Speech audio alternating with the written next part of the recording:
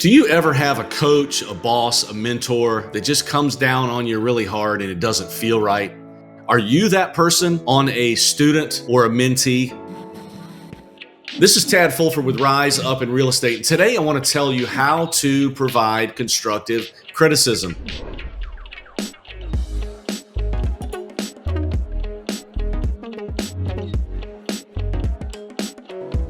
I see it every day, all day long in the worlds that we live in, and especially in our profession. People are overly critical of others' activities. And it even comes true, very, very true, when you're talking about a broker and an agent or a team leader or a coach and a student or vice versa. Those relationships are very, very important and can be very, very fragile. And there are times that people need corrections, right? But I want to give you 3 steps today to help you critique properly to get the most mileage out of that critique. So let's say someone brings an issue to you, or there is an assignment that you've given someone, something that they have to do for your team or for your brokerage or for their customers and clients. And then they bring it back to you and say, hey, this is what I did. Here's the way to critique properly. First of all, find the good.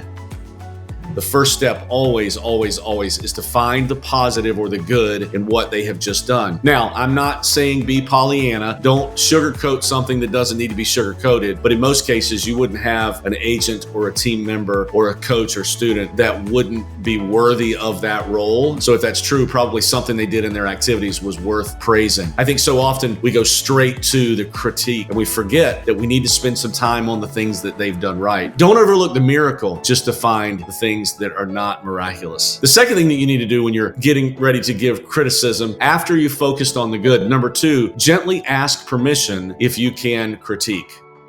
Say something like this: do you mind if I give my opinion? Do you mind if I give you a little bit of feedback? Do I have your permission to be a little bit critical? Or do I have your permission to analyze what you've just told me? Those kinds of questions open the door and hopefully the hearts and minds of the person that you are getting ready to talk to. You've just told them what they did amazingly well, and then you're going to ask them, do you mind if I take this to the next level? If you say that and you pause and wait for their answer, then you know. If they say, I'm not in the mood, or hey, you tell by the look on their face that they're not right for the picking. And normally, just as a side note, that only happens when you go straight to the critique. If you've given them the positive news and then you ask for permission to critique, they're usually very cordial to let you do that. But if you can tell that it's not the time, then it's time to back away and wait for the proper time. Just say something like, I can tell this isn't the right time. I'll be happy to cover this with you at a future date. Just let me know what works for you. The third thing that you have to do after you've pointed out the good and after you've asked permission to critique, the third thing finally is you have to drop the bomb,